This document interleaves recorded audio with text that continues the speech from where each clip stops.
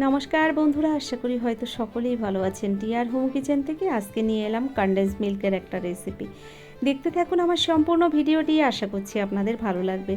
দেখুন, condense milk তৈরি করার জন্য প্রথমেই যে কাজটা করছি, আমি কড়াইটা গ্যাসের উপর বসিয়ে দিয়েছি। কড়াইয়ের মধ্যে দিয়ে দিলাম 2 কাপ পরিমাণে লিকুইড দুধ। বাজার থেকে প্যাকেট দুধ কিনে এনেই আমি ব্যবহার করেছি। তো দেখুন, এখানে 2 কাপের পরিমাণে ছিল 500 গ্রাম দুধ। 500 গ্রাম দুধে এই কাপের 2 কাপ দুধ হয়েছিল। তো বন্ধুরা, আপনারা জানেন যে কোনো মিষ্টি ডেজার্ট বলুন, মিষ্টি দই বলুন, এগুলো তৈরি করতে হলে প্রথম যে জিনিসটার দরকার হয় সেটা হচ্ছে কনডেন্স মিল্ক। আর কনডেন্স মিল্ক আমরা বহু টাকা দিয়ে বাজার থেকে হয়তো কিনে এনে থাকি। আমাদের গ্রাম অঞ্চলের মানুষে অনেকে হয়তো কনডেন্স মিল্ক চেনে না, তো এগুলো আমাদের এখানে সবসময় পাওয়াও যায় না। দেখুন কি করে আপনারা ঘরে এই কনডেন্স মিল্ক তৈরি করে নিতে পারেন। আর মাত্র 3টে উপকরণ দিয়ে আপনিও ঘরে এভাবে বানিয়ে নিতে পারেন। আর বানানোটা একদমই সহজ। দেখতে থাকুন আমার সম্পূর্ণ ভিডিওটি, তাহলেই বুঝতে পারবেন।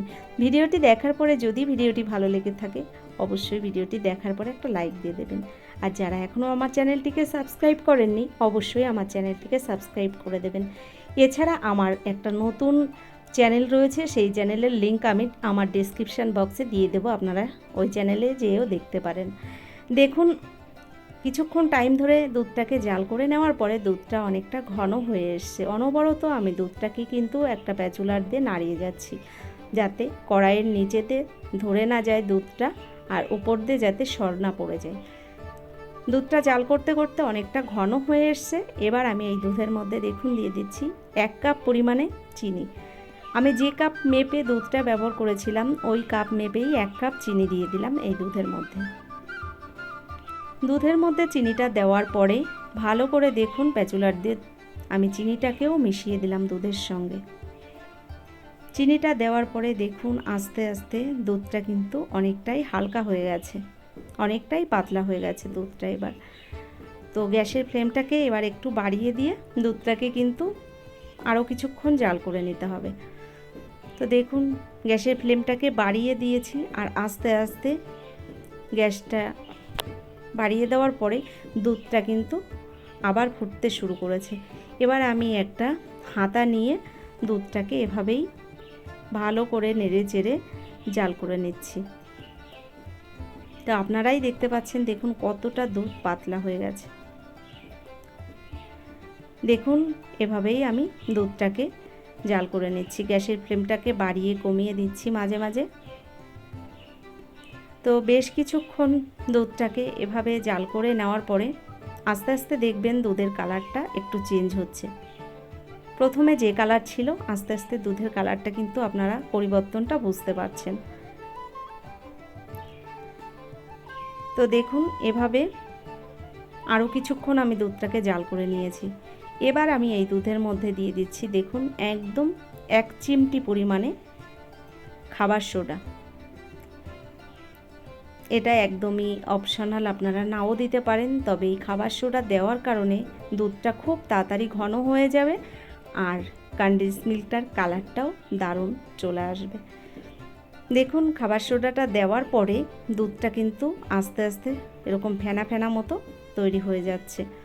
তো গ্যাসের ফ্লেমটাকে আমি বাড়িয়ে কমিয়ে দুধটাকে বেশ ভালো করে নেড়ে চেড়ে জাল করে নিচ্ছি। বন্ধুরা, আপনারা এই কনডেন্স মিল্কটা বাড়িতে বানিয়ে এভাবে কিন্তু ফ্রিজের মধ্যে স্টোর করেও রেখে দিতে পারেন। 6 থেকে 7 মাস ফ্রিজের মধ্যে কিন্তু কনডেন্স মিল্কটা ভালো থাকে।